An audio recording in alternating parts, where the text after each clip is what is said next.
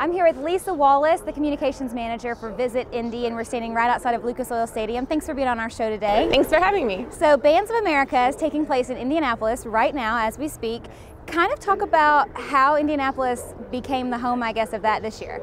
Bands of America, or Music for All, was located in Chicago at the time, and in 1984 they brought their first Grand Nationals to Indianapolis because we had a closed stadium. So it took away any concerns about weather.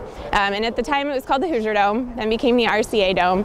And then in 2008 we opened Lucas Oil Stadium, which was actually specifically designed to host marching band competitions, which is the only professional stadium to do so because we actually host more marching band competitions than Colts games throughout the year. So that worked out well. And in 1989, they brought it here through 2012, so it's been here for a long time. Since you work with Visit Indy, kind of talk about what this is doing for Indianapolis. I mean, right here downtown, bringing in tons of visitors. We have several events through Music for All, including Super Regionals and Grand Nationals.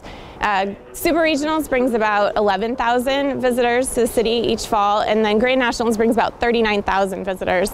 And the economic impact of that is incredible. Over the 3 days this weekend, we will have an economic impact of about $7 million. And the visitors that are, eating in our restaurants and entertaining themselves in our attractions and staying in our hotels, it supports about 70,000 jobs in the tourism industry. So it's great economic impact for the city immediately, but then also for the future. We have all of these leaders, thousands of future leaders in the city, and if they have a great time here, we're hoping they'll come back to go to college, enter the workforce, and return with their family and friends to visit at times when there's not an event going on. Now, you mentioned earlier that Music for All is actually now located right here in Indianapolis. Talk about how that benefits you all. In about 2001, a strategy was formed called Music Crossroads to bring arts and cultural organizations to the city to make it more vibrant. Musically, artistically, a vibrant city is better for visiting and for living in.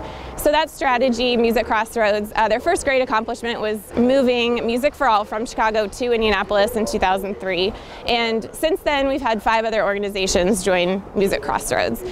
So in 2003, when they were headquartered here, they brought 17 jobs to the city, which is also economic impact. And it's just a great fit. The city promised to help the organization grow, help them achieve their mission. They do a lot of pilot programs in our city, so it's a wonderful partnership. Now, you mentioned that you went to Carmel High School, and I know that they have recently performed. What's it like having your high school performing at Bands of America? It's very exciting. I know we have a long tradition of strong marching band, and I enjoyed watching it in high school, and I enjoy watching it here too. Now, do you hope that this comes back again in the future, or is this a one-time stop for BOA here in Indianapolis, or what are you all hoping for that? We are really thrilled that yesterday it was announced that Music for All will stay in Indianapolis for another 11 years. So they will keep their headquarters here, which means they'll keep their jobs here, and they'll keep their events here.